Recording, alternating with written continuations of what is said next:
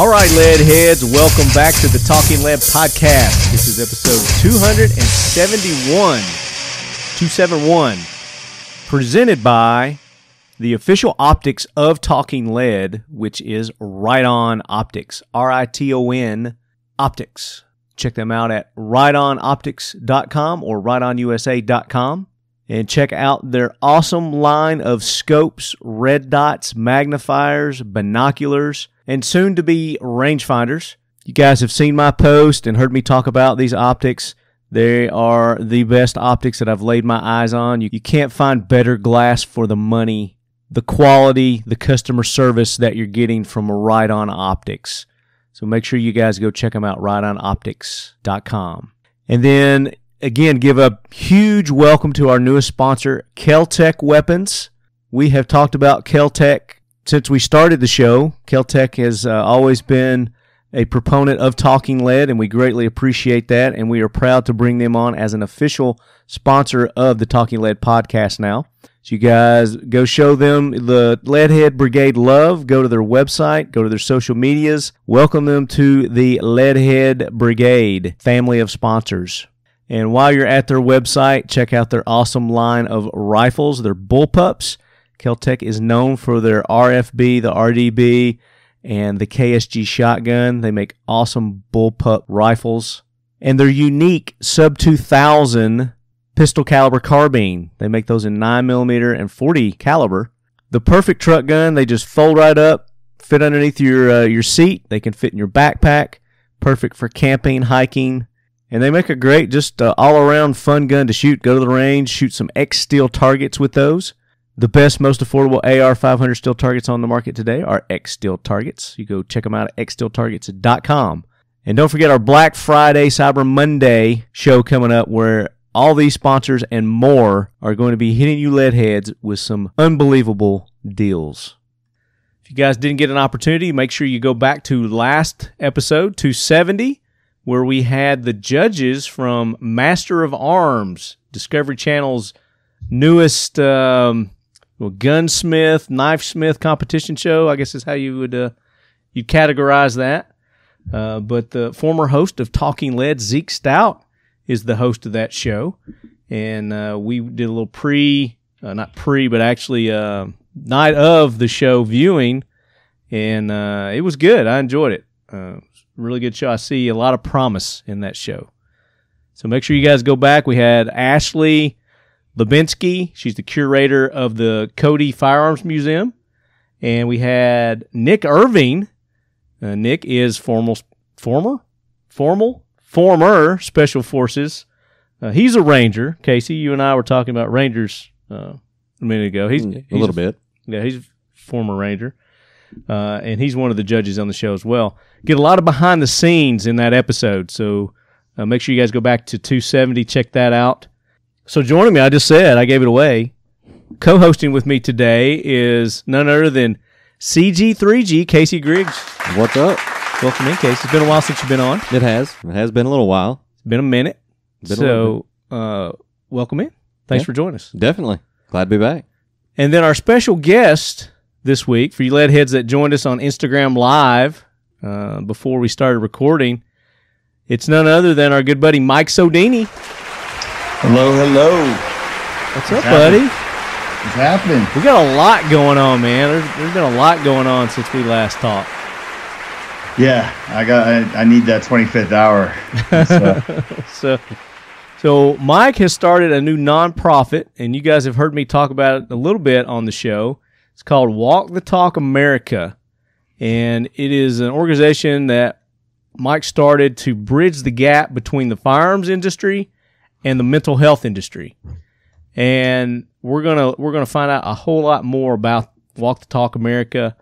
We're gonna find out what Mike's been up to lately, and of course, as everybody knows, I mean, we just had the midterm elections, and I think a lot of us are disappointed.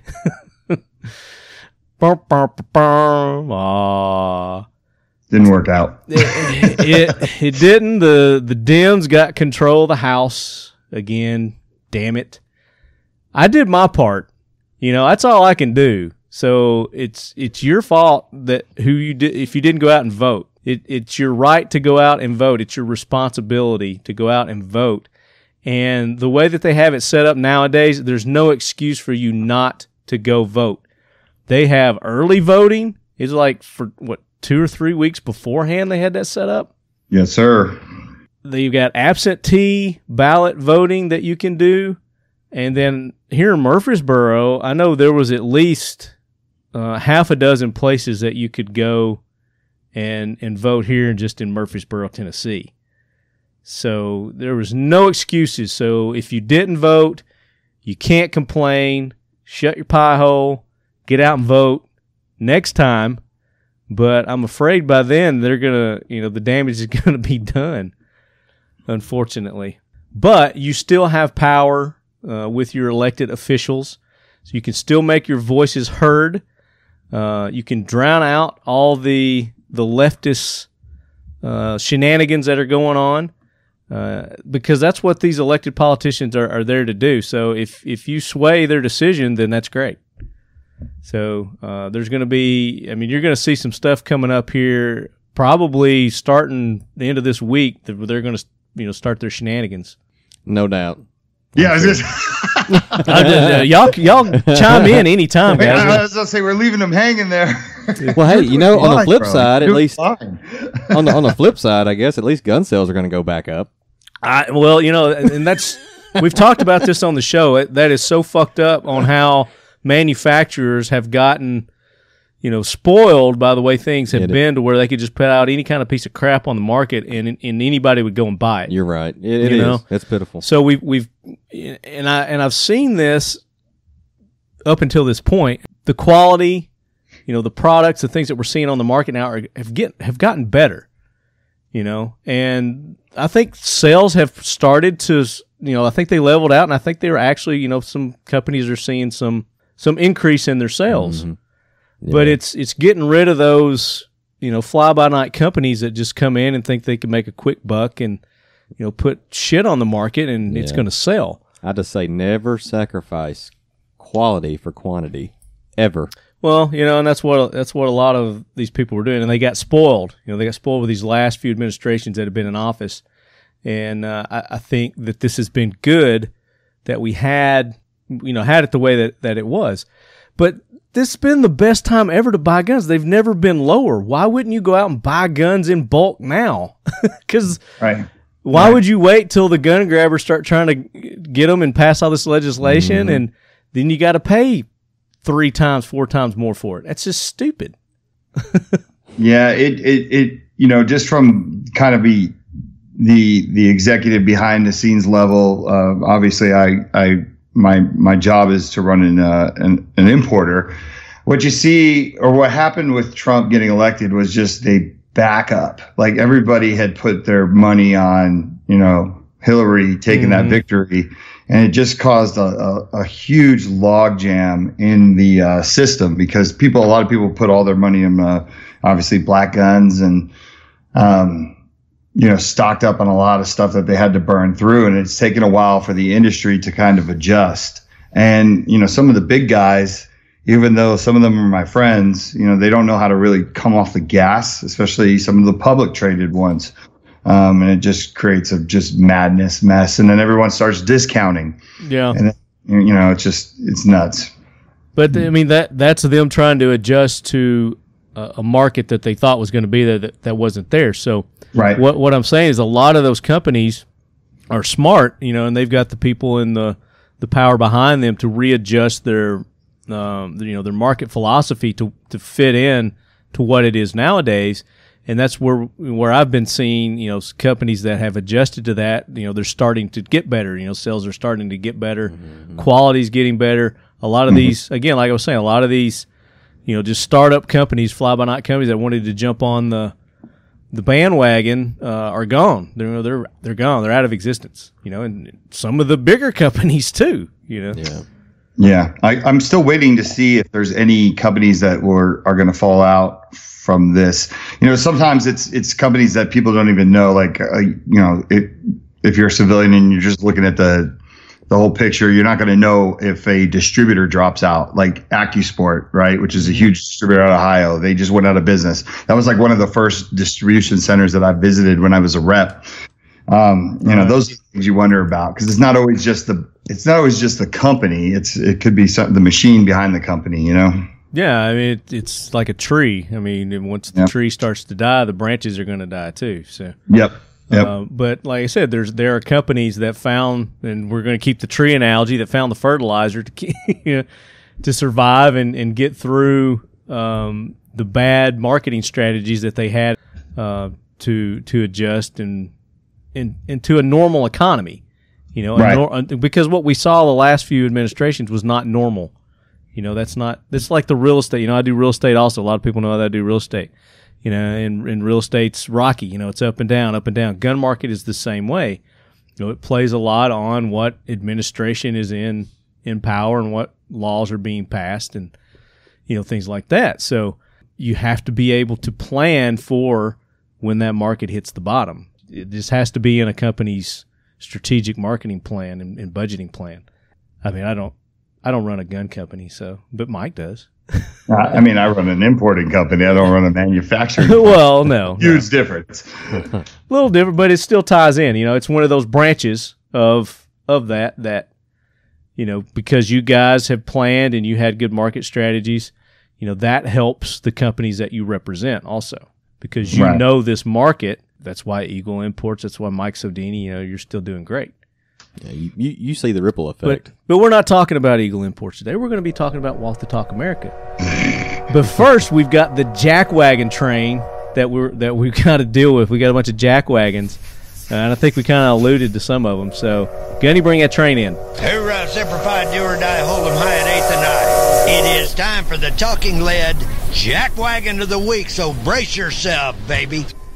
All right, so the train has stationed. And I'm going to go first, and I've already mentioned one of my jackwagons. So you 2A supporters, that say you're Second Amendment supporters that didn't go out there and vote, you're jackwagons. You're not really a true Second Amendment supporter, firearms lover, American, if you didn't go out and you didn't vote. I mean, that's one of the rights that we take for granted in this country, that if you go to any other country to have this opportunity, I mean, they actually, people die to try to get that right. And, fortunately, our forefathers did that for us already, and they got that right for us. It's just slowly been taught out of our younger generation, and it's sad.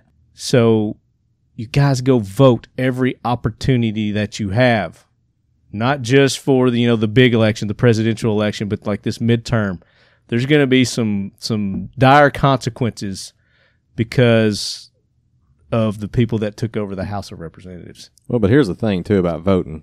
The younger generation needs to learn a little history also. Like you're talking about the history. They need to learn. Well, that's the whole point. Our history is getting taken away from our education system. Yeah, exactly. It's getting, they're only cherry-picking things that they want that meets their agendas. So, that's one of the points that I'm making, but that goes into your right to vote. Mm-hmm. So make sure you lead heads, you're educating your children. I know the lead heads. I know you guys are Second Amendment supporters. You all went out and voted. Saw your pictures that you posted. Saw your cool little stickers. Everybody got a different sticker, seems like, at every different voting poll as well. So I would like to see all the different stickers. You guys post those and tag me in it, Talking Lead. I'd like to see those. So that's going to be my first jackwagon. I'm going to start it off. We've already talked enough about that. What about you, Mike? You got any jackwagons you want to throw on the train this week? You know what? I'll throw. This is going to be an easy one for your people listening. Okay. I'm going to throw Joy Behar on there. Gosh. Yeah. She's on The View, and we're on here for Walk the Talk America, so it's easy for me to throw her on there. Basically, I think we could just pretty much pick any given day with her and throw her on. But Go ahead. Right. Yeah. It may be too easy, but she really, she did it this time. She literally went on air and did a faux pas, which is in the mental health community, that's one of the things that I've been working on, is to change the language of our industry to not, pile onto the stigma. And she goes on air and says, this is not about love or laws or whatever. And it's about crazies with guns, these crazies with guns. Well, there you have it. Yeah. Like, she's not helping anything. No. Because now she's throwing fuel on the fire, and people that want to get help but they don't want to be stigmatized now are going to be like, oops, I'm not telling anybody what's wrong. Well, her whole point in doing that too is to say that everybody with guns are crazy. That's Yep. And like you say, that word is overused, and it desensitizes people to the actual meaning of what that is. So yeah, and that what show is she on? I don't even know what show she's on. Joey Behar. I know who she is, but she's on The View. Okay, so she's on The View. I can honestly say I've never watched that show. I think I recall the episode that you're talking about, where she absolutely just went belligerent about that exact topic, mental health. Yep. Yeah.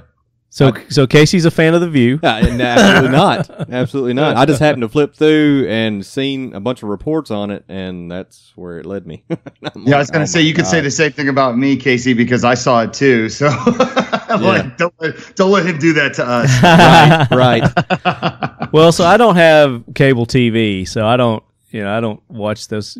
I've always got like James Bond or Jack Ryan or something playing in the background while I'm doing stuff. But no, I mean, that's something that I also preach about, is you've got to watch shows like that. You've got to watch CNN. You've got to watch MSNBC to see what the other side is doing and what they're up to.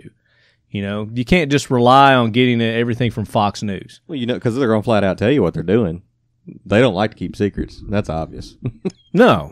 And I mean, it's the same thing on our side too. I mean, everybody's got their agendas, and that's what these shows are about. Mm-hmm. But you take a little bit of each one, and then you form your own opinion, critical thinking. So, right. So, and I think she's probably made the jackwagon train before, but anyway, she's on it again. So Joey Behar from The View, I think all those people are pretty much Yeah. have made our jackwagon at one point. I don't even know who's on it now. Don't they change their roster ever so often because one of them stick their foot in their mouth a little too far? I have no idea. I don't either. So you see, is that a test? He's trying to test us, man. He's trying to see if we're like, yes, absolutely. Yeah, I was going to find out whether you were a diehard View fan or not. I couldn't even tell you who's on it. I know who Whoopi Goldberg is, or was. There's one that I was thinking of for some reason. Now, another one, maybe I'm wrong. Was it Rosie? Rosie. Oh, Rose. Yeah, Rosie used to be on it. I think she's off now. Was she? Okay. Rosie O'Donnell? Yeah, I think she was on it at one point. She didn't get along with some of the other people on there. Well, because she was a Trump supporter. And that's what got her in hot water at, what was it? Well, I don't know. She was a Trump hater. No, Rosie O'Donnell? Oh, wait. I'm thinking of... They used to hate each other. Yeah, Rosie O'Donnell. I'm thinking of Roseanne Barr. I'm sorry. Roseanne Barr. Yeah. No. Yeah, my bad. Yeah, that was a huge difference. Yeah. Yeah, edit. So anyway, there's one of our jackwagons. Casey, you got a jackwagon? I'm trying to think of her name right now, and it goes back to those talk shows. She used to be on. It was one of the news channels during the morning.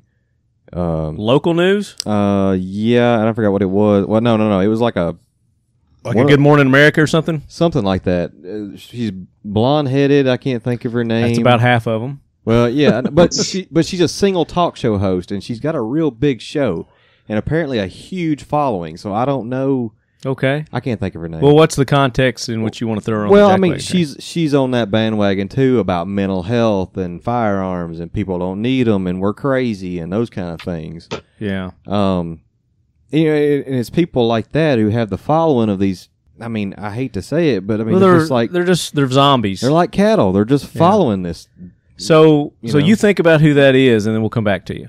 Yeah. So we're going to go to the talking lead head jackwagon submissions. So we get another one from Jerry B. Jerry B's good about sending us jackwagons. So he said, I can't remember if this has been mentioned or not. This is from March 30th, 2018. I nominate former U.S. Supreme Court Justice John Paul Stevens. Let's see. This week, March 30th, 2018, former Justice of the Supreme Court John Paul Stevens, a conservative, wrote in an op-ed that Americans should demand the repeal of the Second Amendment. That's in quotes. He continued, a constitutional amendment to get rid of the Second Amendment would be simple and would do more to weaken the NRA's ability to stymie legislative debate and block constructive gun control legislation than any other available option. So, he speaks the truth. If you stymie the NRA, which the NRA is one of our biggest voices that we have, and that's why we have the NRA. The NRA just isn't NRA. They don't just exist in and of themselves. They are backed by millions of Americans, and for the most part, they get it right, and they represent what their membership is about. We need the NRA. We need organizations like the NRA to exist to be able to relay our voices in mass and in force and with strength to the legislators. So that's a good John Paul Stevens. It's a good jackwagon there, Jerry. So we're also going to go. We got another listener submitted jackwagon here. So this one comes from Leadhead Jason F. And Jason's another good one about sending us jackwagons. So this is one I've not heard about. It says, SNL's Pete Davidson hasn't apologized for mocking a GOP candidate who lost an eye in war. But that's kind of what Saturday Night Live's about. They're spoofing everybody. Let's see. It says, Pete Davidson of Saturday Night Live is facing mounting pressure to apologize for a widely condemned bit in which he mocked a wounded veteran and GOP congressional candidate for wearing an eye patch. Following Davidson's remarks about Dan Crenshaw, who on Tuesday won his election to represent Texas' 2nd congressional district, the comedian, his show, and SNL's executive producer were hammered by politicians, talk show hosts, veterans, and others. This is absolutely appalling, tweeted Senator Tammy Duckworth. She's a Democrat in Illinois who lost her legs in Iraq. No one should ever mock a veteran for the wounds they received while defending our great nation, regardless of political party or what you think of their politics. Pete Davidson owes Dan Crenshaw an apology. If I were Dan Crenshaw, I wouldn't give a 2 cents what Pete Davidson thought about me, and his apology would mean crap. Former White House press secretary Sean Spencer said that SNL's executive producer Lorne Michaels should be fired. That's not going to happen. No way. But Crenshaw, who lost his right eye in 2012 after a bomb exploded during a mission in Afghanistan, his 3rd military deployment, said he won't ask for an apology from Davidson or SNL. There you go. My thoughts exactly. These people are inconsequential to him. They probably should apologize, but that doesn't mean I'm going to demand an apology, he said Monday on Fox and Friends, adding, they certainly crossed the line, but their apology won't mean anything to me. When asked about the matter on Sunday and again on Monday, NBC representatives said the network would not be commenting. Davidson has not yet responded to the criticism. Let's see if he gives a little more about Crenshaw. Says, despite being told he would probably never see again, Crenshaw, a Navy SEAL, regained sight in his left eye and went on 2 more deployments. It's actually a miracle I can see it all and can continue serving the American people. Davidson seemed to be aware of Crenshaw's background during Saturday's Weekend Update segment, in which he gave his first impressions of various candidates running in the election cycle. So, again, who gives a flip about Saturday Night Live? It is and it always has been this way. It's a comedy show. It's for comedy. It's to get, laughs and shock and awe of the things that they do, or reactions from people. I like Saturday Night Live. I'm not familiar with this Davidson guy, but I understand he just recently got engaged with some pop singer or something, and then she dumped him like a few days later. Ariana Grande, man. So you know the situation. Man, I got. This is my excuse. I got an 11-year-old and a 13-year-old daughter. I know all kinds of stuff. I know songs I shouldn't. Some of them I like. My daughter. I just go, yeah, my kids listen to this. Maybe we should get your daughters on here to give us background on this guy. No, Pete. Actually, he's a pretty funny comedian. I think he made a very bad joke. He probably didn't do much research either on the joke. Pete lost his father in 9/11. His father was one of the firemen that went up into the building. He's had a tough life. It's funny. We're talking about Pete on a show where you're featuring as a guest who's now like knee deep in the mental health aspect. And Pete has problems. It doesn't make any excuse for what he did. I'm not trying to make any excuse for what he did, but somebody like that should actually be a little bit more conscious of who they're talking about. Yeah. Especially since his father was a hero who served this country as a fireman. It's a great point.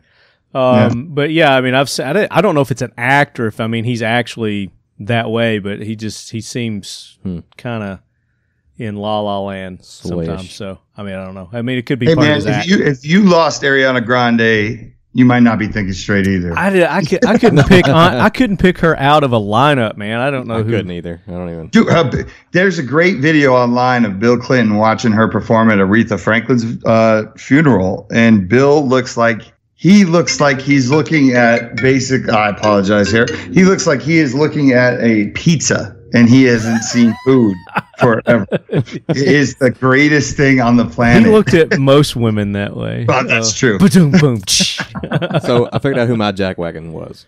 Okay. It was Megyn Kelly. Megyn Kelly. Okay. I don't know if any of y'all are familiar with her at all. I'm gonna. Oh yeah, Megyn Kelly. Yeah. She. If you've ever caught any of her shows, is she the one that accused what's his name of harassing her? What's his name? Are you talking about Sean Hannity or something like that? I don't know. I'm not going to get in. I don't know who these people are. That's Megyn Kelly. Yeah, that's her right there, right? You got to spin around. Yeah. Megan Marie Kelly. She's like, I have Santa Claus. I don't even never heard of this. I know who Santa Claus is. She, boy, I'm gonna tell you what. I know who the Great Pumpkin is. Charlie Brown. She straight up will throw it right under the friggin' train and not even slow it up. Is she a liberal? I thought she was a conservative. Is she liberal? Dude. She was an anchor on Fox News, yeah. But she's wishy-washy because I've caught an episode or two before where she's talked about mental health and she throws it right under the bus, man. I'm telling you. I don't know her, so I can't comment on right, that. but.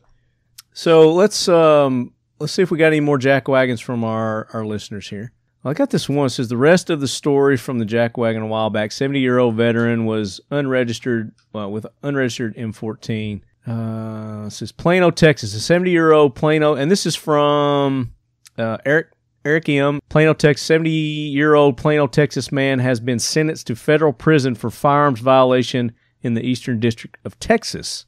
Alfred Pick pleaded guilty March 22nd, 2018 to a charge, May 22nd. Possession of firearm while an unlawful user of a controlled substance was sentenced pursuant to an agreement by all parties 80 to 87 months in federal prison. According to the information presented to the court, Plano police were called to an area hospital on October 2nd regarding a belligerent individual. Officers encountered Pick, who was upset about the treatment of a relative in the hospital and had told medical staff and others that he intended to return to the hospital with a firearm and would shoot the hospital staff in their kneecaps and elbows first and let them bleed. Pick was taken into custody and delivered to mental health authorities for an evaluation. So this kind of falls into our topic today. As a result of the incident at the hospital, agents of the Bureau of Alcohol, Tobacco, Firearms, and Explosives, ATF, opened an investigation that eventually received information that Pick possessed weapons and narcotics at his home. Whoa. Agents obtained a search warrant and found over 2 grams of cocaine. Is that a lot? Or is that recreational? It's recreational. He's not moving weight. Okay. Yeah, kilos is the one. Kilos, okay, yeah. That's and also, too, disclaimer: everything I talk about, from Ariana Grande to whatever, I don't really know. And let's see, and over 10 grams of marijuana in his residence. Agents also discovered 14 firearms at Pick's residence, including a fully automatic machine gun with an obliterated serial number that witnesses later told investigators that Pick had admitted he stole while he served in the military. The sentencing court also received information that Pick had repeatedly been cited for criminal trespasses at various area hospitals for aggressive behavior involving both verbal and physical abuse of medical staff and impeding the staff. The court also heard that the police had been called 2 prior occasions to a 14 restaurant parking lot. So this guy's got a history, obviously. It says, finally, the sentencing court received evidence that Pick threatened the federal magistrate judge who detained him, indicating he would fly his plane with explosives to kill the judge and ATF agents who investigated his case. Pick also stated that he would have taught the Las Vegas shooter a thing or two, referring to October 1st, the mass murder there. Obviously, there was a lot more to the sentence that was received, a sentence that Mr. Pick and his lawyers agreed to, than a single gun was missing a serial number. Although Mr. Pick was a decorated veteran, he would use that status routinely to try to excuse his repeated criminal behavior.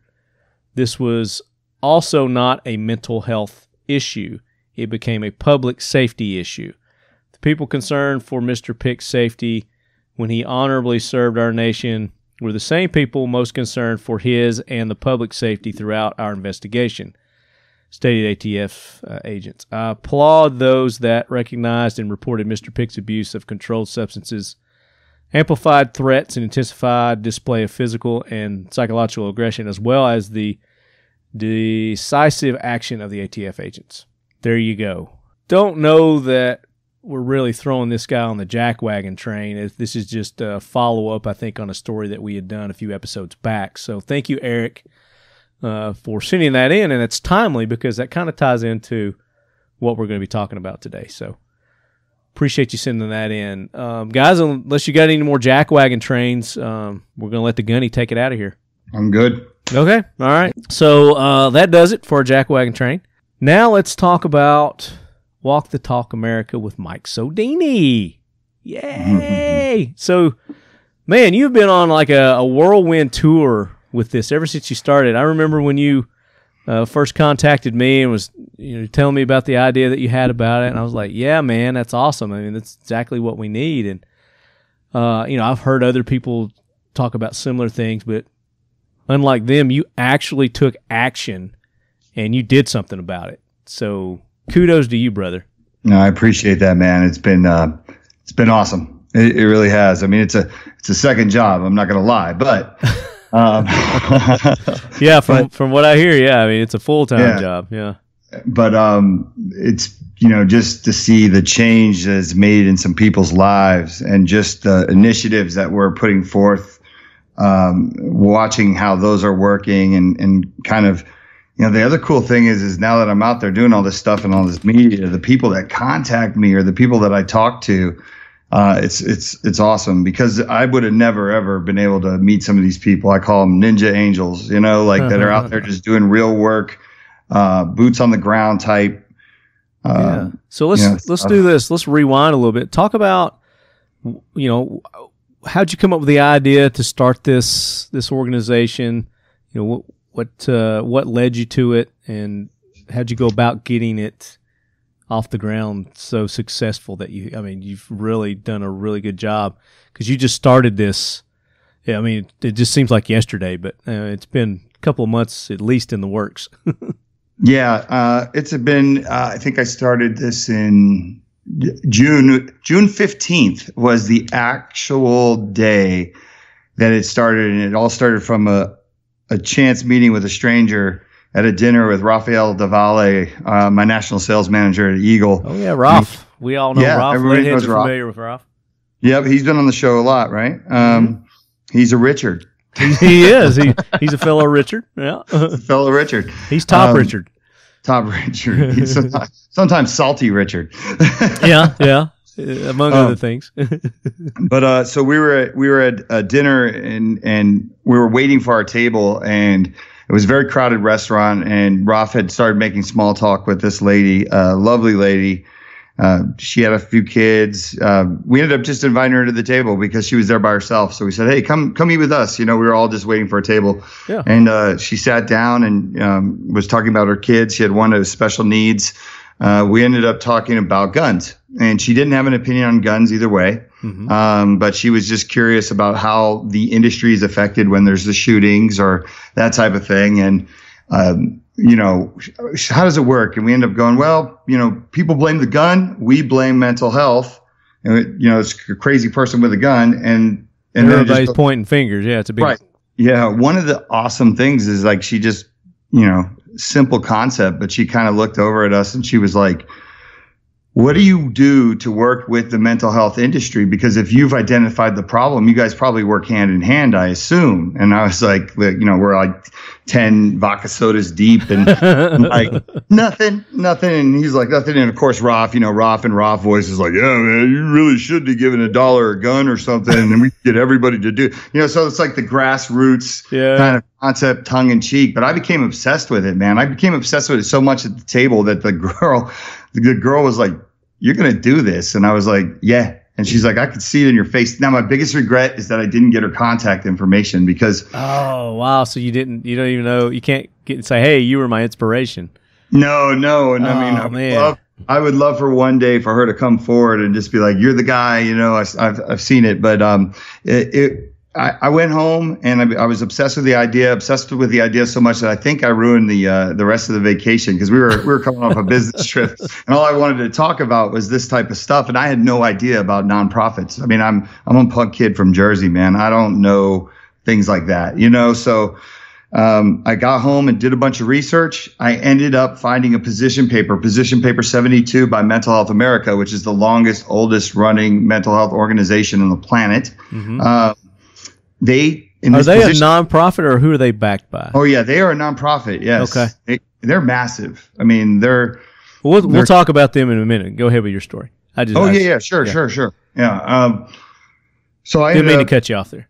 No, it's okay. There was a lot of things in the position paper that I loved, and one of them was that they do not take a stance on firearms. Now I'm really freaking out because I love that situation, right? I'm thinking, if I found a mental health organization that doesn't take a stance on firearms, that's awesome, right? Because I just didn't think they existed. I thought I thought I had an uphill battle there.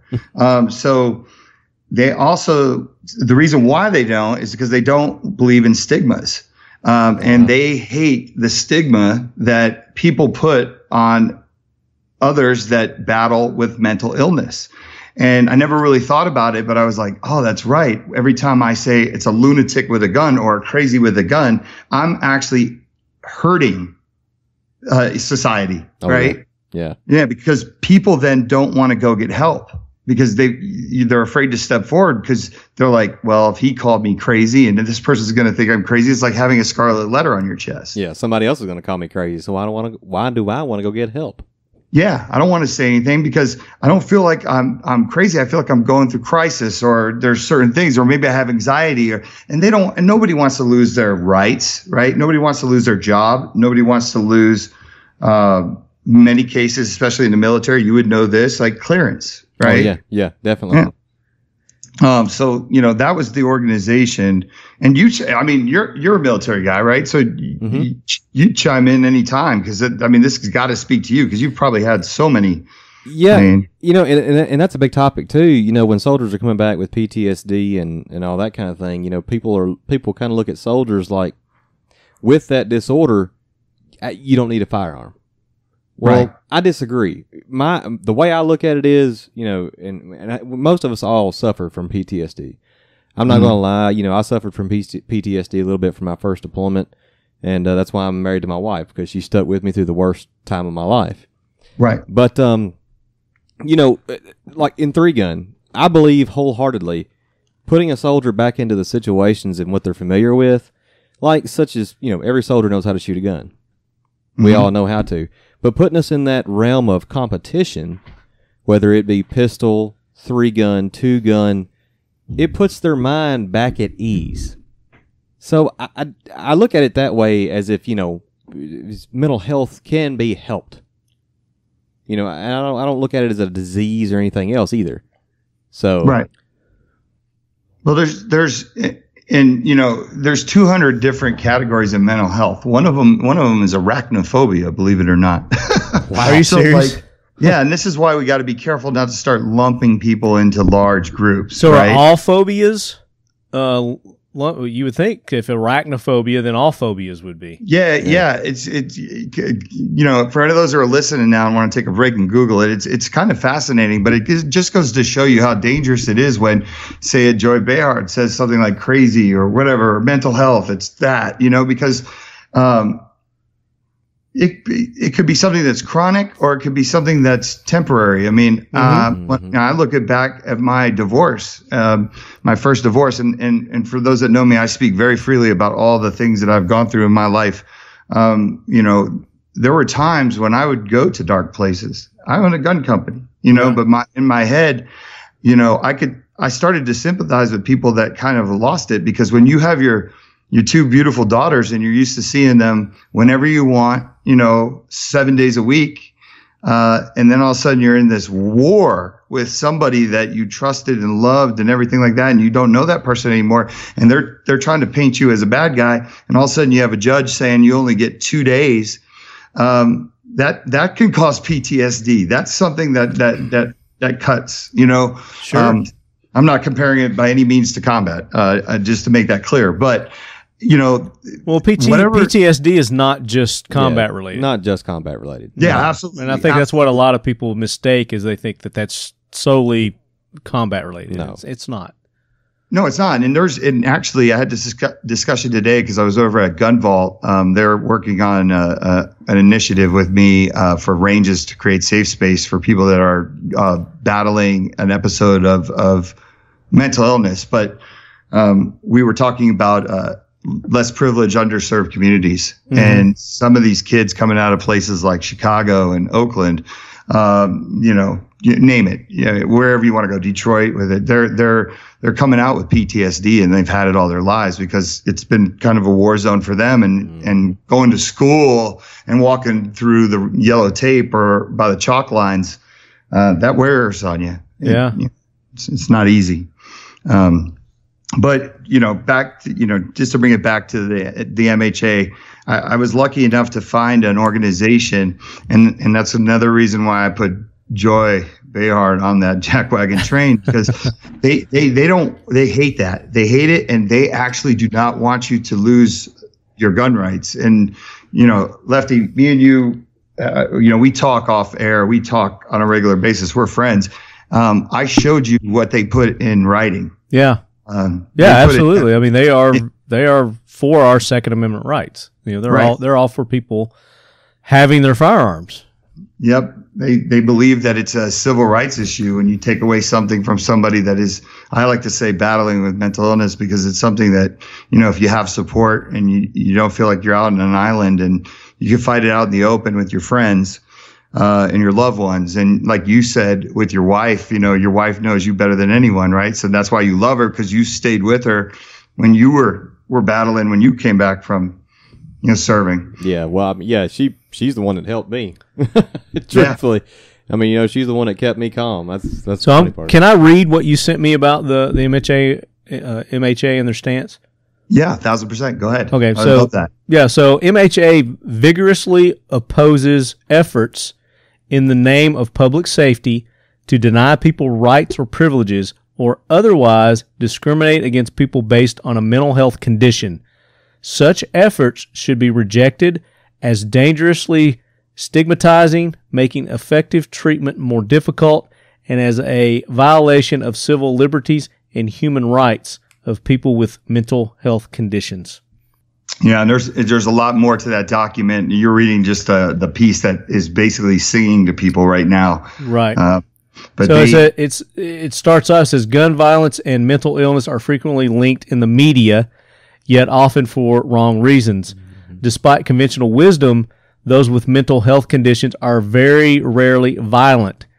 In fact, many who have mental illness are more often victims of violence. Where guns and mental health do intersect is with suicide.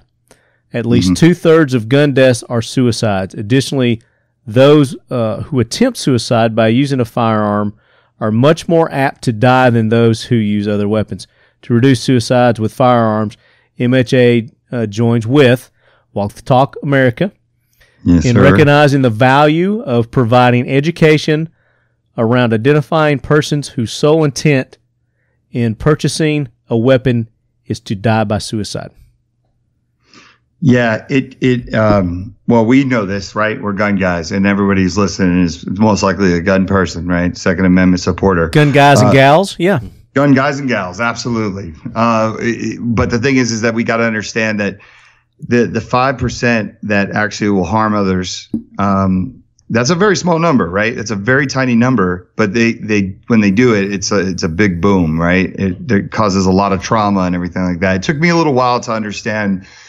I knew suicide was bad. It's over 60% of the gun deaths. But what we're really talking about is just trauma mitigation all around, right? Because, it's funny, when I was sitting there with Rob Pincus and Debbie Plotnick, who's the vice president of the MHA, and we were all in a meeting. We were in a 2-day meeting in Denver trying to figure this out, how we could work together.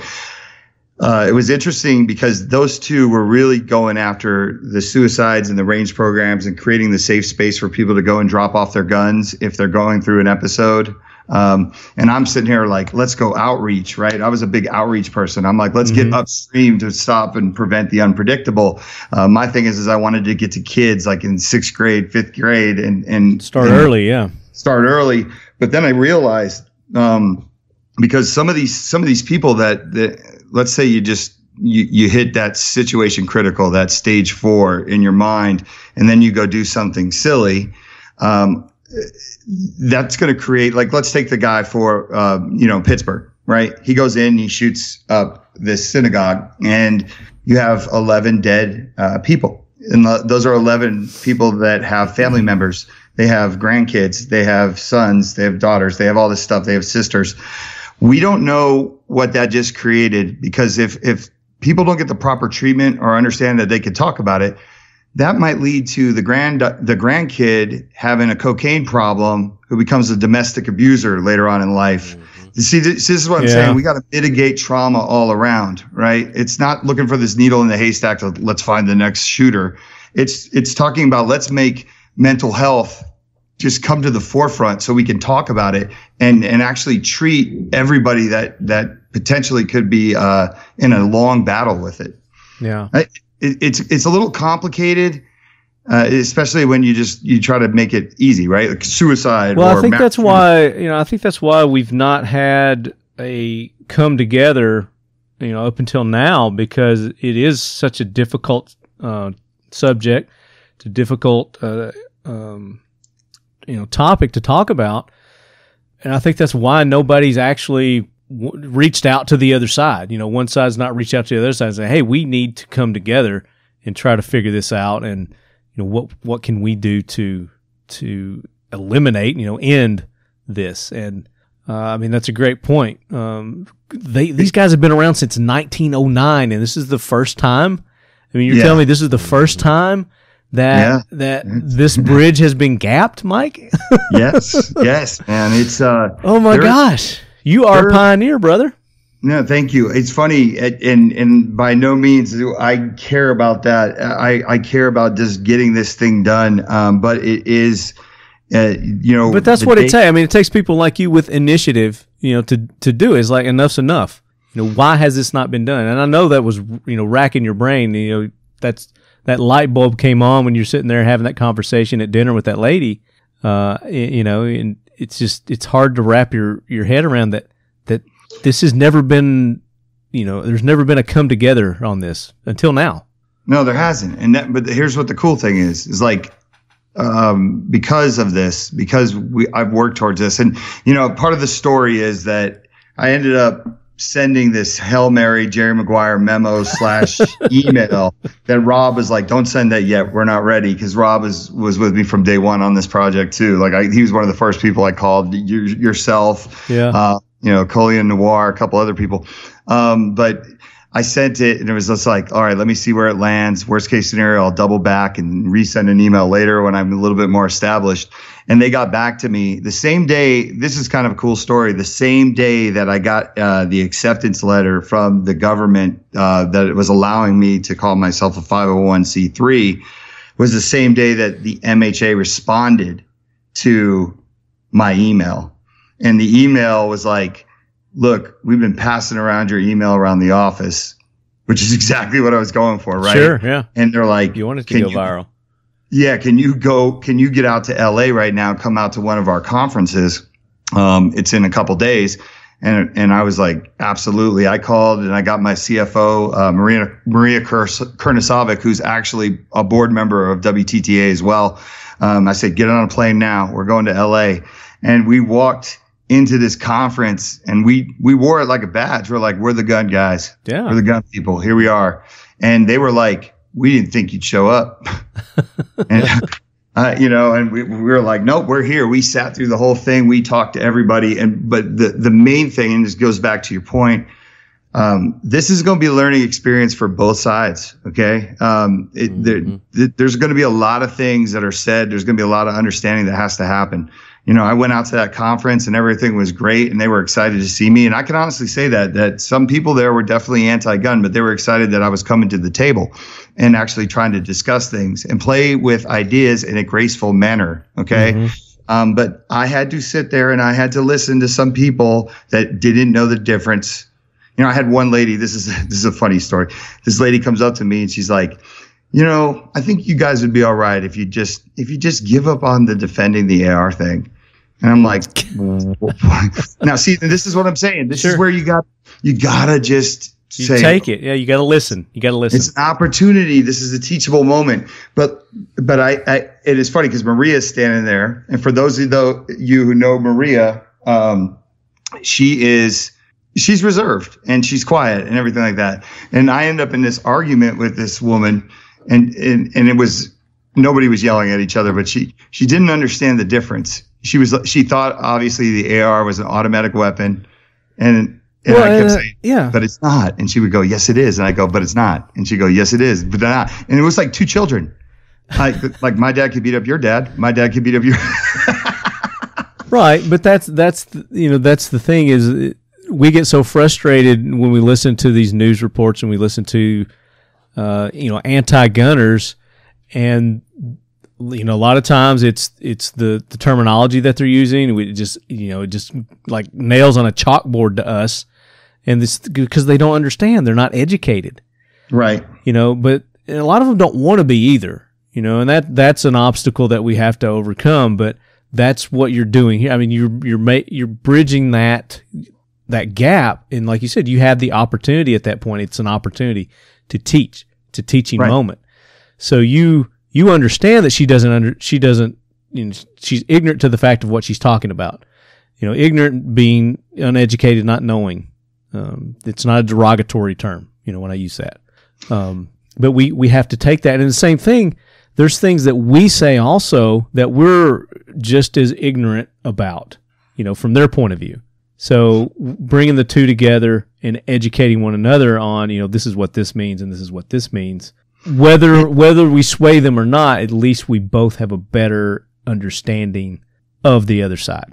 Well, and you have to, and that's the whole thing. It's like that's one of my initiatives here because they taught me. I mean, reading that position paper. I'm not going to lie. I did that constantly. I always said it's a crazy with a gun or it's a lunatic with a gun. Yeah. I didn't. If I didn't read that and just kind of like grapple with that in my mind, I wouldn't have. Well, that's the first thing that I would always say when I hear about a mass shooting. I was like, well, it's another, mentally ill, crazy person. That's the first thing that I would, say. I said, right. I bet you $20. They're going to find some sort of mental history with this person. But, there's over 44 million Americans who have, a mental health condition. So I'm just playing the odds there, Right. Absolutely. And that's it. It's one of those things where we're going to teach each other. I got another example for you, which is always fun for people to like if they're listening. Is Debbie Flotnick God bless her heart, great woman, and she sees it, right? And I owe a lot to her because she's one of the people that has taken the initiative to kind of, like work with me on this. And we've had some battles, right? But she looks at me one day and she says, Mike, what we're about to do is going to change the country. Like we could literally one day get a lock in every single gun that's sold. And I look at her and I had to process what she was saying. Yeah. But this is the thing, right? She doesn't know. How does she know? She's not a gun person. And if she doesn't go do research and realize that that's a federal thing, that you have to have a lock in every gun that you sell, every gun box that comes out from a manufacturer. But, when I said that, I saw her process it. And one of the cool things about her doing that was, now she's starting to see a different picture of us. Like, hey, they're not just this irresponsible, we don't care about safety industry. Mm-hmm. It's quite the opposite. It's really quite the opposite. We're very, as the industry as a whole, we're very safety conscious. Absolutely, 1,000%. But see, we got to understand that it's our job to teach them in a respectful manner and play with the idea gracefully that they may think because of the media that we are irresponsible or we are cheering when a school gets shot up. I've seen people act like you've seen these kids from Parkland and God bless them, they're a little bit misguided, but I think they mean well because they suffered a lot of trauma. But when they say blood on hands because you guys all you care about is lining your pockets, that's bullshit. That's stuff that they're hearing from their parents. Yeah. Right. They've been that's been ingrained in them, and it's the adults using the kids for their political agendas. And I'm not saying the kids aren't smart enough to think on their own, but they're influenced by their parents. There's no doubt. Yeah, absolutely. But this is an opportunity for both sides to come together. I'm going to have the NSSF was awesome. They donated a booth to me at SHOT Show, which is going to be a Walk to Talk America booth, and it's going to be manned. Yeah, I'm going to be manned by the NHA. How are you going to do two booths, man? Me? How are you going to manage two booths? You ever seen that movie Multiplicity? You gonna clone yourself? Exactly. No, I'm gonna split time there. But the cool thing about this is I got the MHA are gonna help man it. Everybody that's a board member of Walk the Talk will rotate through there at one point. I even got a commitment from Randy Couture the other day. He wants to donate a couple hours sometime. And then Richard Egan, who's with the Nevada Coalition for Suicide Prevention. We could talk about this guy. I'd love to talk about this guy. He's a hero. Yeah. I'm kicking myself in the ass because when I was talking to you about coming on and doing this show, and I just thought about it today. I was like, we should get somebody from MHA on also. Yeah. So next opportunity, we're going to do that. We'll get them on. But yeah, go ahead. Talk about that. No, I was going to say Richard would be a great person to get on. He's from Nevada Coalition for Suicide Prevention. But you want to hear how cool this guy is? He is actually ex-military. He's a gun guy. He admits it. He's like, look, I got coworkers that are anti-gun. We all get together because one thing we can agree on is we don't like people killing themselves. Sure. Period. Mm-hmm. Right? And so they get it. But the cool thing about this guy is he just literally is sitting in this office, and one day I go in there to walk in, and that's my thing. I like to walk into like all these facilities and introduce myself because I'm trying to find boots on the ground, man. I got to make sure our money, let me say this correctly. I got to make sure our money goes exactly to where I want it, which that is the most important thing for me. I don't want our money to go to something that's a waste of time or lining somebody's pockets. I want it to go to the guys who are out there with boots on the ground that are like in the thick of it. Yeah. Right. And Rich, when I walked into his office, it was literally like the movie Back to the Future. And I was Marty and he was Doc. And he was just like, Mike, oh my God, you're here. Cool. I was reading on your website. Good work, man. Hey, dude, you want to help me load some safes in the back of this truck? We're taking them to Mesquite, passing them out to people who have children that suffer from depression and so they can lock up their medication. Nice. Like this is a guy who's like doing stuff like that. Right. Yeah. And he's overwhelmed. And, I tell you, I said, Rich, how many people you got working here?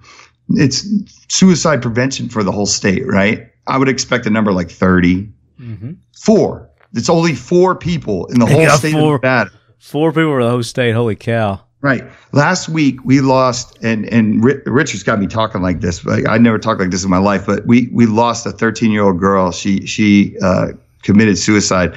And I'd called Rich in the morning to talk about something else. I hadn't even watched the news, and he answered the phone, and he goes, "Hey, Mike, did you hear?" And I said, "What?" And he said, "We lost someone." And I said, "What happened?" And he said, "We lost a 13-year-old girl this morning. She jumped off the bridge in Nevada, like on the overpass." Mm-hmm. But just the fact that this man was talking about it like it was one of his people in his platoon or something, right. like that it hit him so hard because he doesn't want one in the state of Nevada, but he's one of 4 people. Like, that's ridiculous. So like one of my initiatives that I planned, because I want to raise so much money with this thing from within our industry that these states can hire actual people. Yeah. And they get a battalion out there. Yeah. Yeah. I mean, it's ridiculous, but that's one of the rewarding things about this job is I get to show up to these places and find out what's going on the street level. Right. And the people that are out there and they're in the weeds of it. So are these guys, is MHA, are they in all 50 states? It's funny. The MHA is in all 50 states, but they're not in Nevada. They have like providers that they can get you to, but for the most part, like the full service MHA. I shouldn't say all 50 states then, right? That didn't make any sense. What I'm saying is I knew what you meant. Yeah, we knew. They can refer you to somebody, but they have offices all over the place. So like if you go to the MHA website, put in Nashville, see what's up. Like, okay. You're online right now, right? Yeah. I'm actually on their site too. So. Yeah, and actually, here's the interesting thing about the MHAs. Each MHA office is different, so they might have different procedures and policies and ways to handle stuff. And that's really what I want to do is I want to find the best ones. And the cool thing about the MHA is they also put in writing that they would never let my money. And when I say mine, I'd say the industry's money, the support, everything, the WTTA money that we're going to give to them to help people go to anything that would jeopardize our Second Amendment rights. So for everybody listening at home, the way I feed my 2 daughters is with this industry, right? I would never do anything to jeopardize. So your wife doesn't eat? Right. Exactly. So I mean, she is a little thing. So she is. But it's true, man. I mean, I'm just kidding. But I mean that's serious. I mean that's how you put you pay the bills is through this industry, and that's how you've done it for what are you third or fourth generation? I'm third generation. Yeah, third generation. I mean, for 3 generations, that's how your family has survived. Yep, and so it's important to me, and it's important to me to get to the right programs and policies and procedures. And I already got 4 that we're kicking off that I think are, man, they're something else. Can we talk about them? Yeah, I'm very proud of them. Let's talk about them. Okay, that's what we're here for, man. Yeah, exactly. We want to get the Leadhead Brigade behind you. This is something that I think our Leadhead Brigade definitely can get behind. And I think they're probably going to want to get behind. So. I mean, give them all the meat, give them all the facts, and then we're gonna tell them how they can jump in and help and support. Okay. Well, one of the things that we're going to launch is creating this safe space at ranges. We're already working with a range in Denver. It's our first one that we're going to work with, where basically if you're suffering or having an episode or you're in a trauma type you're having a spell. Yeah, however you want to word it. I try to be very cautious with the way I say things these days. We'll get the MHA on here for a proper terminology. Yeah, exactly. I'd love to get Debbie on here on that. But if you're in crisis mode and you need a place to just you know it, right? And you know it, and you're just like, look, I don't feel so good, or I need to store my gun somewhere. It's a place where you can take them and basically check them in until you feel like you're ready to get them back. Yeah. Self-policing, basically. Right. Mm-hmm. And believe it or not, people are always like, why would anyone do that? Well, people want to do it all the time. Yeah. Right. People want to do it all the time. So, and Rob is really going to run with this. It's Rob's baby for this, it's his project that he kind of came up with the idea, and the MHA was like, we love that. Yeah. So it's just creating, I like to call them safe spaces, man. I mean, that's what we need, especially as gun owners, and especially, you know, ex-military or sometimes active duty law stuff. enforcement. Yeah, absolutely. Law enforcement. Yeah, everybody that's in the weeds and sheepdogs. Our sheepdogs out there. Yeah. Yep, and they need a place to go. So that's one of the initiatives that we're kicking off, and it's really cool because. Like I know my man in Colorado, he does, and I don't want to announce it yet because we're still putting the things together, but he's going to take care of this for free. There's no checking in and out. We're going to cover the cost because not everyone can afford to go check their guns in if they want to. Yeah. Right. Yeah. Now, from a legality standpoint, is that legal in every state, or I mean, you guys researching that? Because you and I were talking a little bit off air, about some of these ideas, and we're like, well, in some states you can't do that. It's illegal to turn your guns over to somebody else. Well, and this is a cool segue into the other initiative that I'm working with Gun Vault, cool. Right? Because we do have to do research, and that's why we're going to pick specific places to roll these things out. Yeah. But we plan to by the end of next year to have at least 100 participating ranges. But segue, cut to, right? One of the projects that Mike Baker and I from Gun Vault have been working on, and he's one of my friends that have been here from day one. Gun Vault is in Las Vegas. We were sitting around talking about, well, how can we do something for the people that are in states, or the people who just don't want to leave their home and go transport guns and give them to somebody else. And we came up with it's a trauma sleep mode, right? And they're figuring out what they want to call it. But the way that it works is, I think you guys are both going to appreciate this. So like, let's say your wife knows you better than everyone else, and they're the ones that help you, and they know when you're going through downtimes, and they know when you're flying high, right? Right. Maybe you give them, if there's two people in the household that have access to the safe where all the guns are stored, maybe that person, you give them the ability to just lock it up. I know my husband, he goes into these dark modes. It only lasts for about 4 days. He usually comes out of it. He already told me, hey, look, if you ever see me like this, then feel free to hit that button and let's just shut it down for 4 days, right? Or 2 weeks, whatever it is. But it's basically locks the safe from the inside and no one can get to it. And that's what, because everyone knows that traumatic experiences, every day that passes is a better day, right? Absolutely, yeah. Less opportunity to go do something that might be harmful to yourself or others.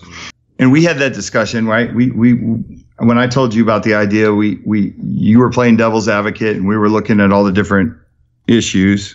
You have to. I mean, you've got to have somebody that will play devil's advocate. That's looking it's trying to play the other side, and address the objections that you're going to get.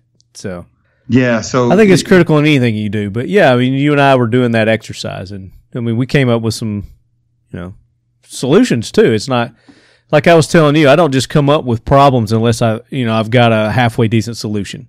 Yeah, absolutely. But it's a cool concept. I'm excited for them to roll it out, and I think what that will do for Gun Vault is it'll speak volumes. It'll speak volumes, especially to the people. I hate to always use the other side, but the non-gun side, right? It's hard to I haven't figured out a way to talk about that yet without saying the other side, but it's okay. Well, it is. I mean, it is. Literally, it's an opposing viewpoint. So right. So the thing with, and that's the thing, you shouldn't be afraid to use when a word actually has a meaning. You shouldn't be afraid to use that for what its actual meaning. You can't always try to be politically correct. I mean, when a word means something, that use it. Well, yeah, but I try to look at it like this. Look, I can give you an example. My mother, right? She's grew up liberal. She's pretty much a liberal, but she's an active Second Amendment supporter, right? So it's a little unfair to lump her into another side just because. But I think of the person, like if I'm like, look, I want to protect my family. I'm interested in a gun. I wouldn't say I'm a gun guy. I'm not out there like I don't want to shoot all the time. I want a gun in the house. So like I think about it, if I'm somebody from the MHA and I'm like, you know what, I met all those guys at SHOT Show. I want to get into shooting sports, or maybe I want to protect my family. I'm going to get a gun.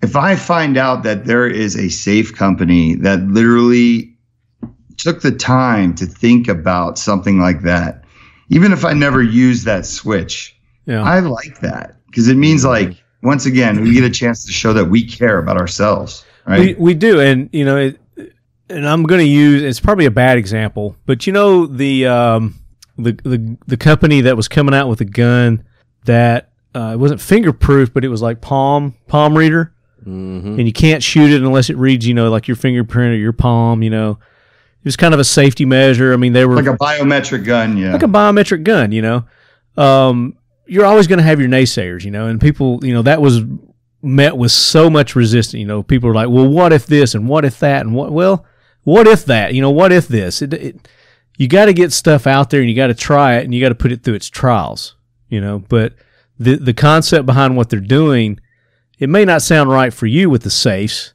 but there are you know, a dozen thousand other applications to where it would make sense for that. You know, I say a dozen thousand. That's not even, you know, a real number, but that'll be hard work. That's like a G. Gordon Liddy number. Is G. Gordon Liddy still alive?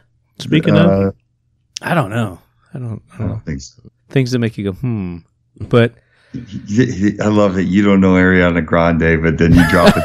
Right? I know that's exactly what I was sitting here thinking, and you just nailed it. And I'm like, all right. So. G. Gordon Liddy, though, I mean, he's like 200 years old. I mean, that's my age, so I'm just showing my age. That's all it is.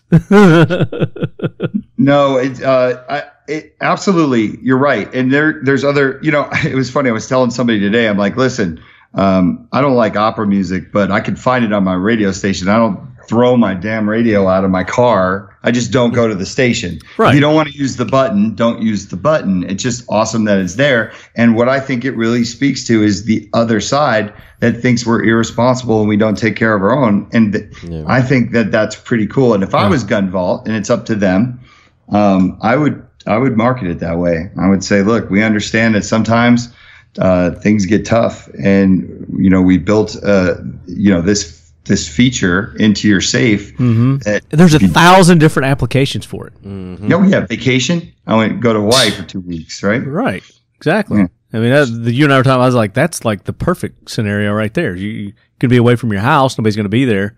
You invoke that feature. Boom.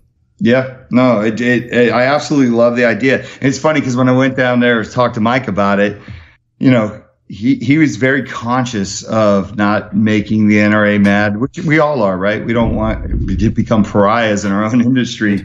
But when I presented this to the MHA and I presented it to, you know, some of the leaders in, you know, mental health and violence and firearms research, everybody loved it. Yeah. They loved it. They were like, that's awesome. You know, and like I said, I think it's just what people need, right? They need to see that from our side. Yeah, that's the thing too, is we got to police ourselves, or otherwise it is going to be mandated upon us. You know, that's why they're trying to invoke all these laws on us. So I mean, if we're doing it ourselves, then there's no need to put all these ridiculous laws into place that we don't need additional laws. Yeah, 1,000%. We need it because we know that the laws aren't working anyways, right? So I mean, it's silly. Like, let's just get to the laws. Laws are for law-abiding citizens, and the people that break them aren't law-abiding citizens. You know, that's the whole thing. You could put all the laws you want and outlaw everything, but there's still going to be people that break it because you can't have light without dark. It's just that's the thing. But if we police ourselves, like you say, we voluntarily go and we have these measures in place to where it's optional.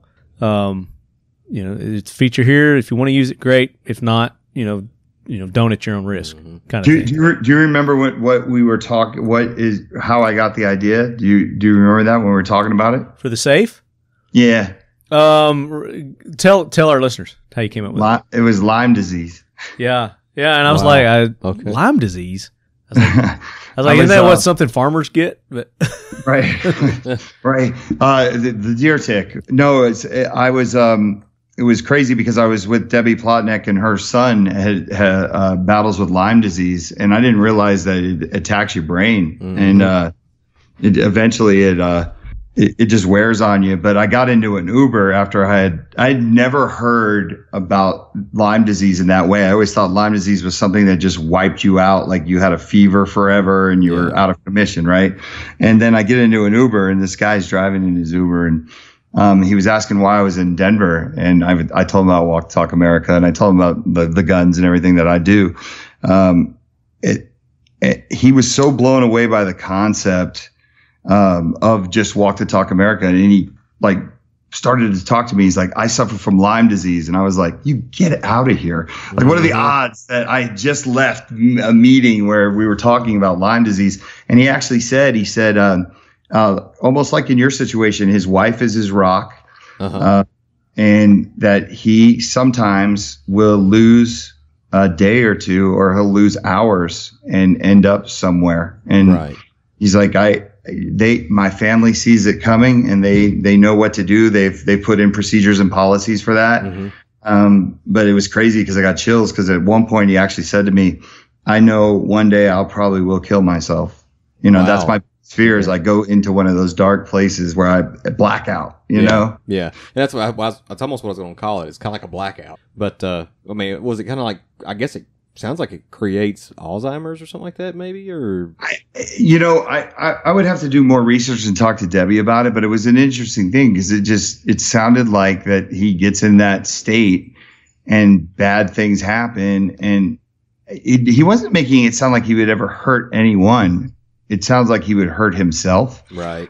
Because it's a painful thing to go through, I guess. And I don't know. That's where the idea came from for the switch, though, because it was kind of like, that's kind of cool that he gives his wife the authority and the AOK to like put some procedures in place, and I like that, right? Like my wife, nobody knows you more than your wife usually. Exactly. I hope that's the way it is, right? Like your partner should know when. Your wife, your best friend. I mean, your parents, your brother, your sister, people that you've grown up with all your life. So there's different options there, different levels that you could bring into this. But I like the idea. I think overall it's a awesome. Of course, you and I talked about again playing devil's advocate, but it's all things that could be worked through and improved upon. And then of course we can't talk about our one little Sunday punch thing that we were talking about, but right. Our Shark Tank idea. Yes, our Shark Tank idea. But I mean, it definitely has its place. Yeah, the safe space. Let me jump to one of I got two more initiatives that I think are going to be, I think your listeners and everyone's going to really like. One of the other things that Walk the Talk America is doing right now, we're doing this in two places, the Vegas area, Clark County. And as you guys know, October 1, Clark County, we have a lot of trauma here. Yeah. There's a lot of people that have been affected, and we are literally last in mental health. So this is not a good combination. It's not a good recipe. But Sin City. Yeah. Right. Yeah. There's just so much that can go wrong here. And that October 1 did not do anybody any favors. But we are basically involved in a program with Richard Egan, the guy I was talking about earlier, that you guys can all meet at SHOT Show if you're there. We are sponsoring these kits, these suicide prevention kits for schools that are actually that help train teachers that look for signs of suicide and mental health issues. Oh, okay. And there's a lot of untrained people, right? There's a lot of untrained cops. Like, this is what we talk about. Training is important. And it really is. It's all about education. Right. It's about educating someone of again, you're ignorant until you know. Yep. And that's one of the things we're excited about. We're going to kick off our first in Vegas. We've already kicked it off, and then we're working with a couple of Jersey school districts to do that there as well. But we that's an absolute something where I was like, Walk the Talk America would love to pay for those.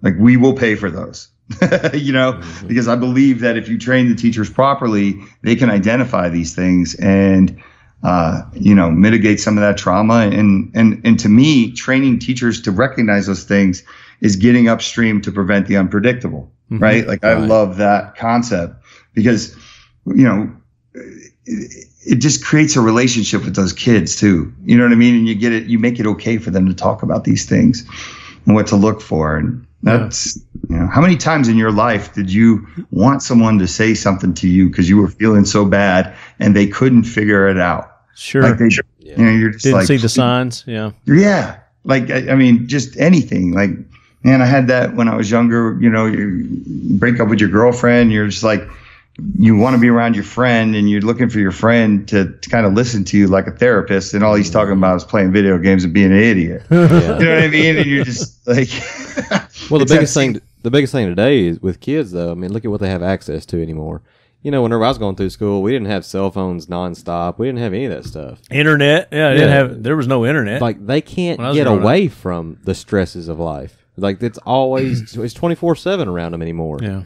So, I mean, that thing you're talking about with the teachers is tremendous in today's time, especially.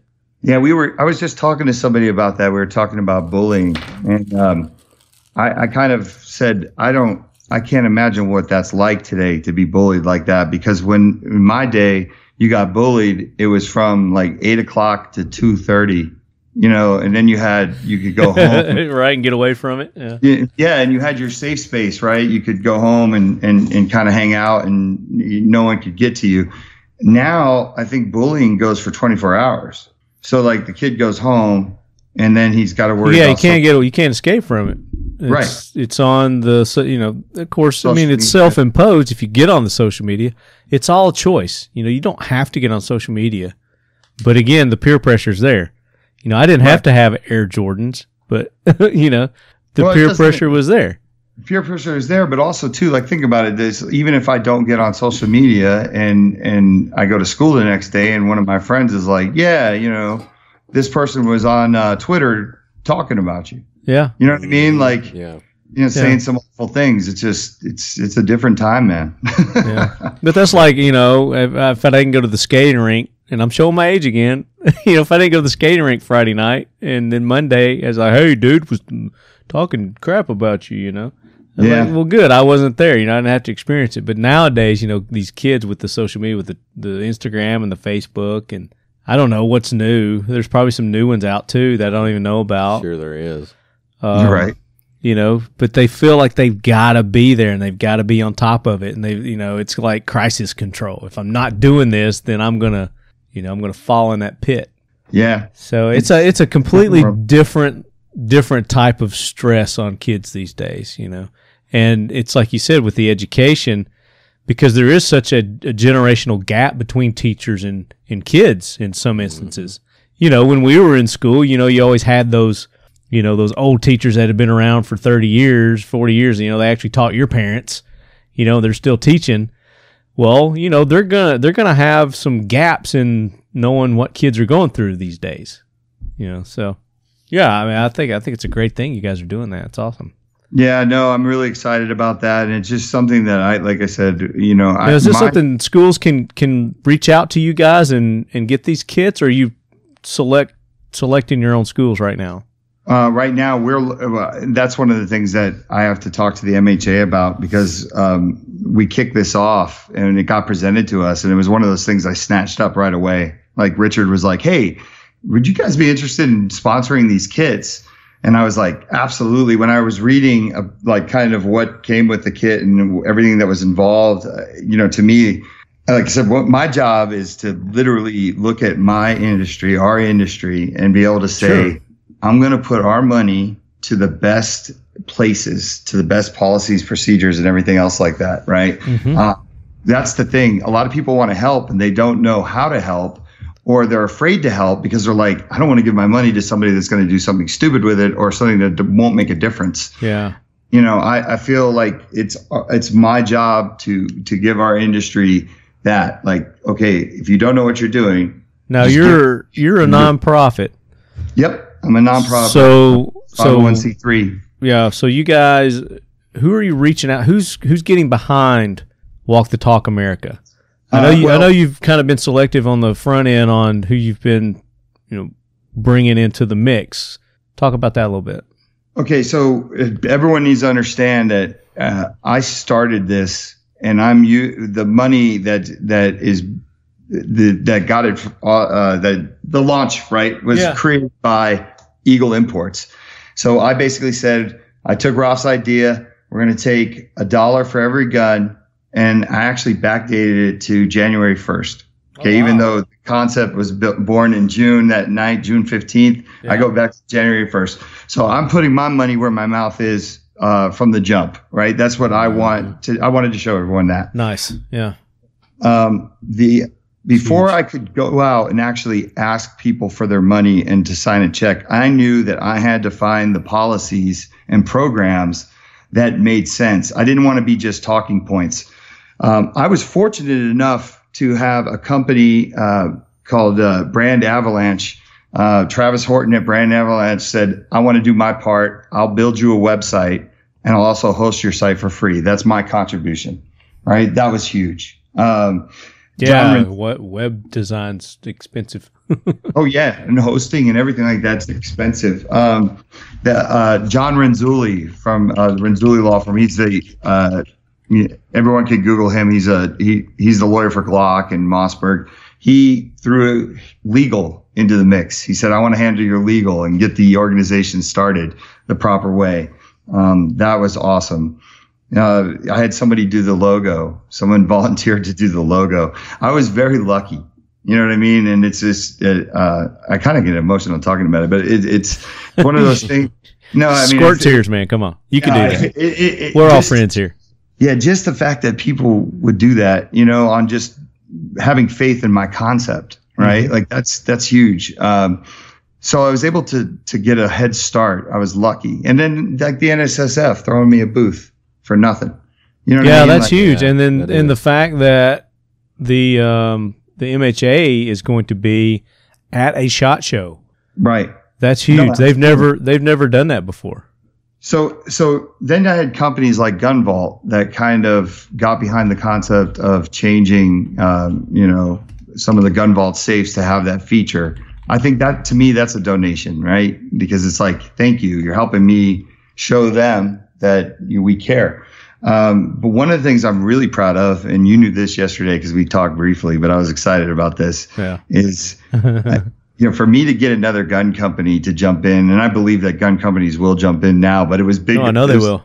Yeah, it was a big one to get over the hurdle. But Arms Corps Firearms is stepping up, and they are going to help and contribute and be a full-fledged partner with Eagle Imports. There's your two gun companies right now that have stepped up. There you go. And definitely helping. And And this is new. I mean, you just started it, like we talked about. I mean, just earlier this year, just a few months ago, is when this organization got started. So, it's gonna take off. It's gonna be huge, and bringing, Talking Lead is gonna get involved. Talking Lead is involved. We're on board with you, 100%.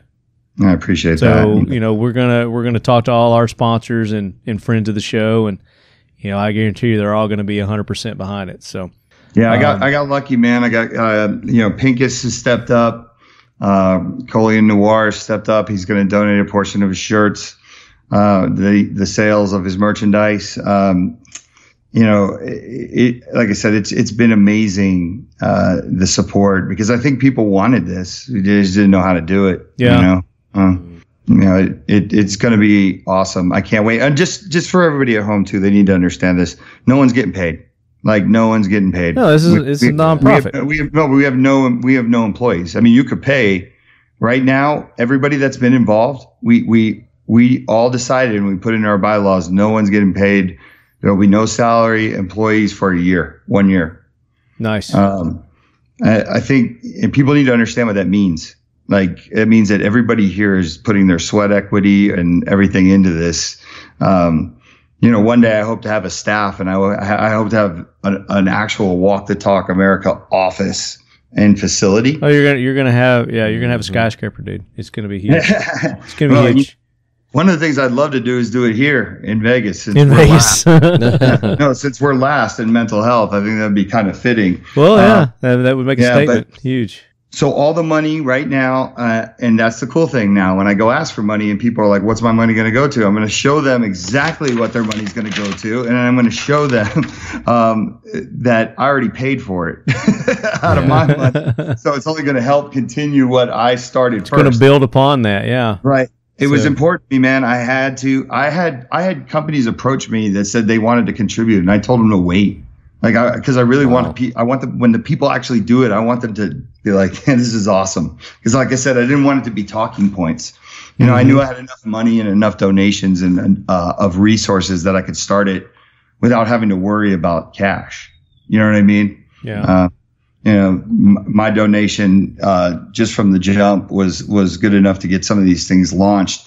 But now we're moving into phase 2. And that'll be a good segue into my last thing that we're doing. And this is one of the things I'm most proud of. So it's okay. So MHA has some of the best mental health screening. You're on their website, or if you're playing around with their website right there, you could say, take a screen. You can see what it is. There's one for anxiety, depression. You know, there's numerous stuff there. If you want me to call it up, or are you going to read it off? So which one do you want me to go to? Take a screen? Yeah, take a screen. Okay. I'll go to mental health screening tools. Yep. Is that where you want me to go? Yep. Okay. So I clicked on that. There's a depression test, anxiety test, bipolar test, psychosis, eating, PTSD, parent, youth, work, and addiction. All these different tests. So what's cool about this is they're all free and they're anonymous. So I've gone through many of them just to see. No one's going to come knocking at your door. No one knows anything. But when you go through one and you answer the questions honestly, basically it gives you the resources, what you might have, how to mitigate that. Some really cool stuff. But now I'm going to give you some personal stories. And this is one of the reasons why I'm really fired up about this. So I have these rubber bands. This is a Vegas Stronger one. This is one that I'm doing with Richard Egan, and we're getting in the Clark County school systems. You can't really tell. I'm showing you over the camera, but you send me pictures and I'll post that so the leadheads can see that. Okay, yeah, and and also if you go to our Instagram or you go to our Facebook page, we have them posted there. Okay. But basically these bands, if you go to WTTA.org/love, we didn't want to call it, /screen or make it sound like you're going through TSA, but you could take a free anonymous mental health screening. Now, this is awesome. My daughter's 11 years old and she has been, she's had the opportunity to watch me do all this media and talk on the phone for hours to these professionals. But my ex-wife and her mother suffers from severe mental illness, and unfortunately, incarceration has been the answer. And she gets to deal with that while being incarcerated many times. She's not a criminal. She doesn't do anything to hurt anybody.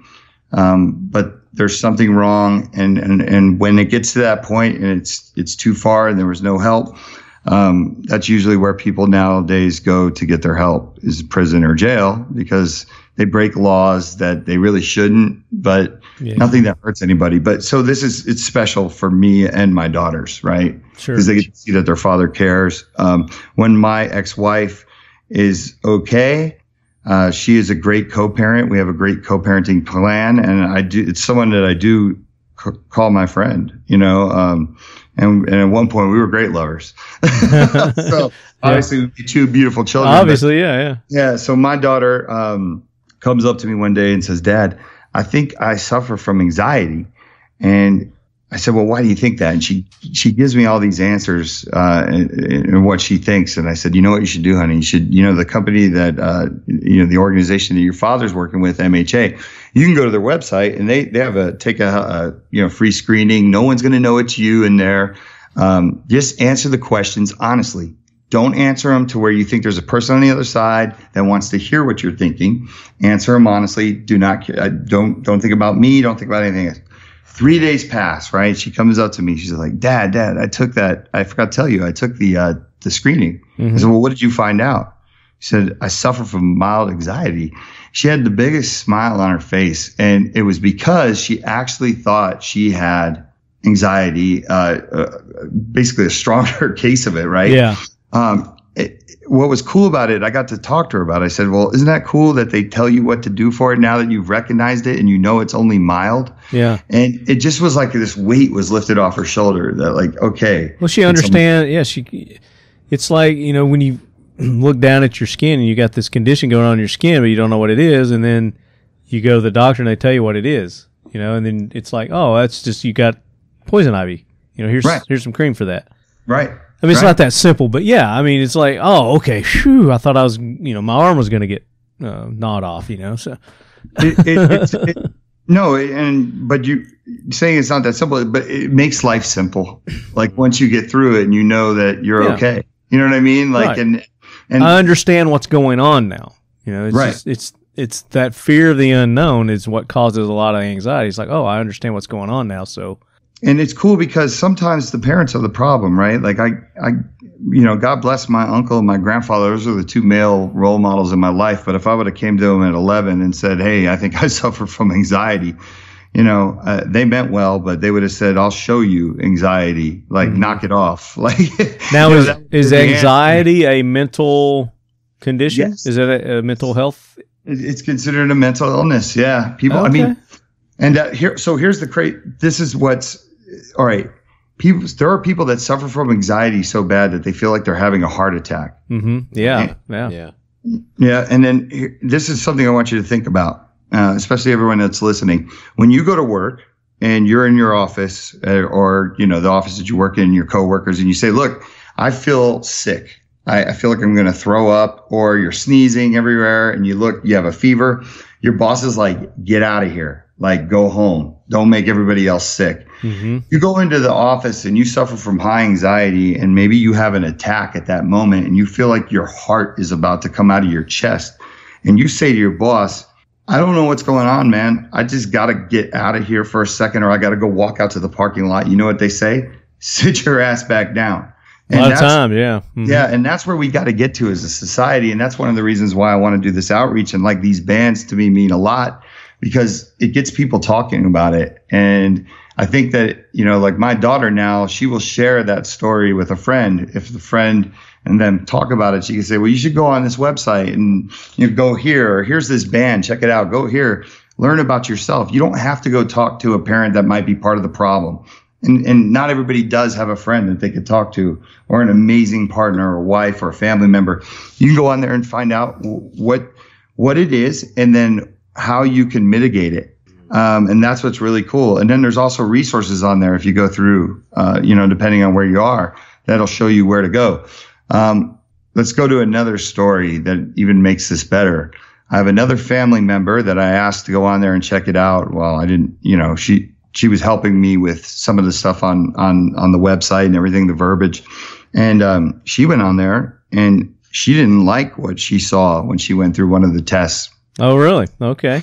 And now she's in therapy and she's working on it, because the test came back and it said something that just did not sit well with her. It said that she's a strong candidate to maybe hurt herself one day. Yeah. And she was not mad at the test at all. She just said, she didn't realize it until she took the test. It's just something that she was like, look, let me start working on it now. So, MHA has this great saying, before stage 4. Yeah. Before stage 4, right? Most women, let's use in the breast cancer example. And I'm saying this because there's someone near and dear to me that just went through this. They felt a lump. They didn't do anything. Mm-hmm. They kind of like, let's just hope it goes away, or it's just something else. By the time they went and did something about it, they let it get to stage 4, right? Mm-hmm. And in mental health, you got to think of your brain that way, before stage 4. Mm-hmm. If you sit on this problem and you wait and you don't do anything, or you're afraid to come out and tell somebody, when do you do it? When it's hit stage 4. Yeah. And those are the times you're a lot of times it's too late. Yeah. Yeah. So it's the same. So they can go to Mental Health America, right? .net, and you can take these different self-diagnosis, we call them exams, but whatever they are. Yeah, So you guys do that. You leadheads go do that, and let me know. I mean, let me know if you go and you do it. And I mean, I don't want to know if you come up with a diagnosis or something, but just let me know that you go and do it, and if it was helpful or not.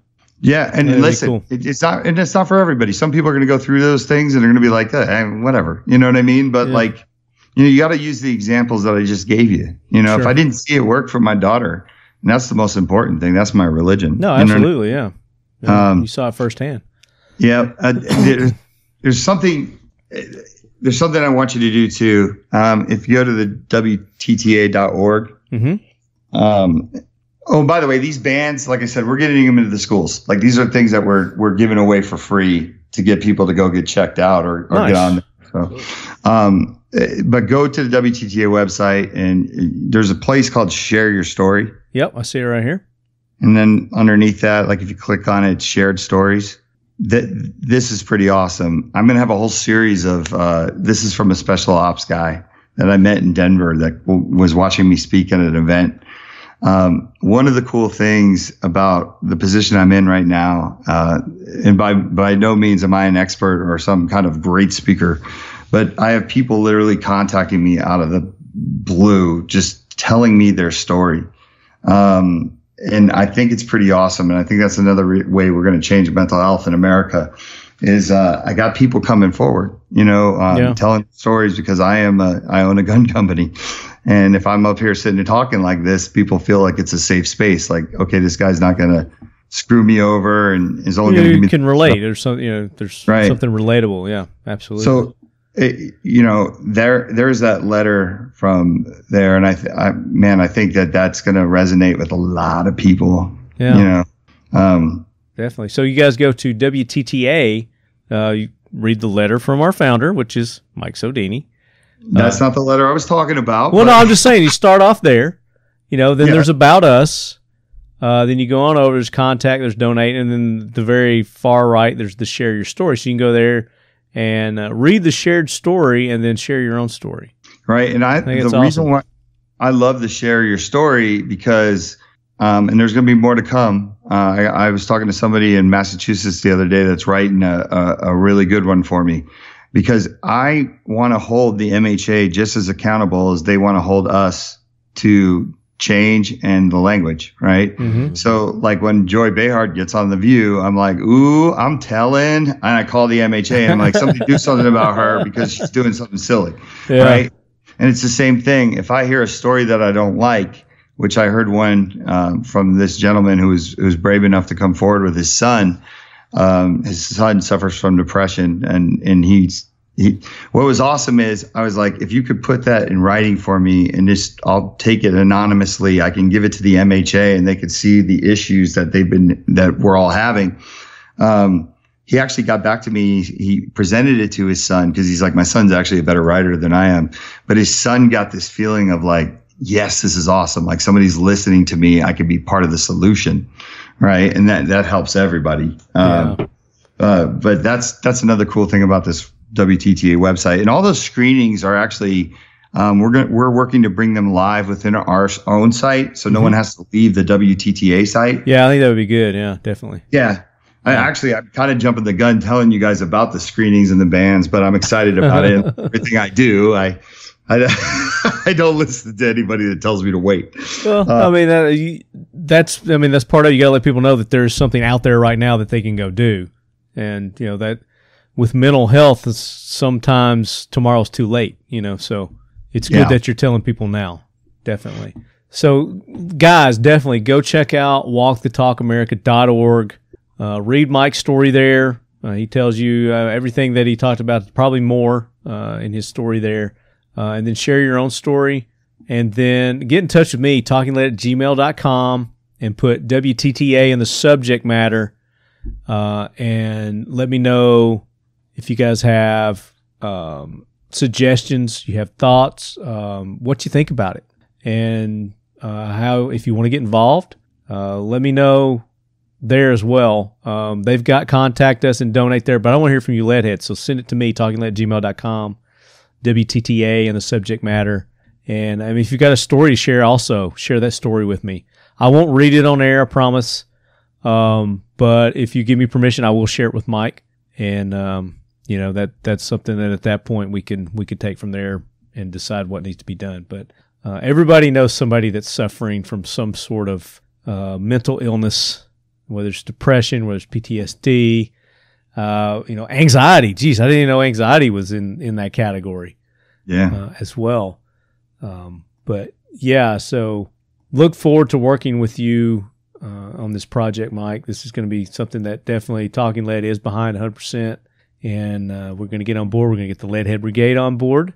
And like I said, we're going to get in touch with our sponsors and friends of the show as well. So yeah, appreciate it. And just for everyone to know, I know money's tight, man. I know not everyone has money, but think out of the box if you have to. It could be anything. It could be a resource, right? Like, hey, look, I don't have money to give you, but I can do this. I have a couple people that are doing some things that they're in radio, and they're going to give me some drops to give to shows like yourselves. Well, they'll drop it in, like they want to cut some PSAs. We want to get the word out. Yeah. So you make sure you guys go to their Instagram page, their Facebook page, share their post, like their post, and let them know you're Leadhead. And then if you know people that need help, send them to us. It's just like sheepdog impact assistance and what Sergeant Major Lance Nutt is always talking about. If you know a sheepdog in need, if they're sitting on the couch, they're depressed, they're in that dark space, send us an email, talkinglead@gmail.com. You go to Sheepdog Impact Assistance, you go to Walk the Talk America now, and we can get them help. So don't, like I said, tomorrow's too late. So do it now when it comes to mental health. So one more time, give all your Instagrams, your website. Okay. WTTA.org, walktalkamerica.org. Those both get you to the website. Facebook, Instagram, and Twitter is Walk the Talk US. Eagle Imports, if you want to go check out some of the guns that are helping fund these projects. Arms Corps, absolutely now. Yeah. If you do not buy an Eagle Imports gun, please buy an Arms Corps gun. We you know what I mean? Like, that's how much love I have for these guys for jumping in this with me. Absolutely. I absolutely appreciate it. Let's see what else. That's about it, right? I mean, and then of course the MHA's website. Yeah, absolutely. The MHA. I plan on, I'm going to work with the MHA, but I'm going to expand and go in. I'm taking phone calls right now from all kinds of organizations that I didn't know existed that have heard about me. I had somebody the other day call me, and she's not a gun person, but she works with pediatricians in Ohio, and somebody was kind enough, because she gives away safes to the pediatricians to give to people. Uh-huh. And one of the guys behind the counter, I guess at one of the ranges that she has the stuff at, was like, you need to get with Mike Sodini at Walk the Talk America. And she was like, do you know him? He's like, no, I just heard of him. I was like, that is awesome. That's perfect. Like, that's the kind of recognition you want right there. Yeah, so it's working. Right. And she called me, and, we're in the process of talking things through, but it's like one of those organizations that I feel like Walk the Talk America can get behind. Absolutely. We're not the professionals, right? We're going to leave that up to the professionals and we're bridging gaps. Right. So very cool. Again, Mike, thank you so much for taking the time to be on. We greatly appreciate it. And, we're going to keep you guys updated. As this grows, we're going to be a part of it. We're going to keep you up to date. And I know this is a gun show, but I mean, this is kind of part of it. This is part of us doing our parts as responsible gun owners and getting involved with organizations like Walk the Talk America.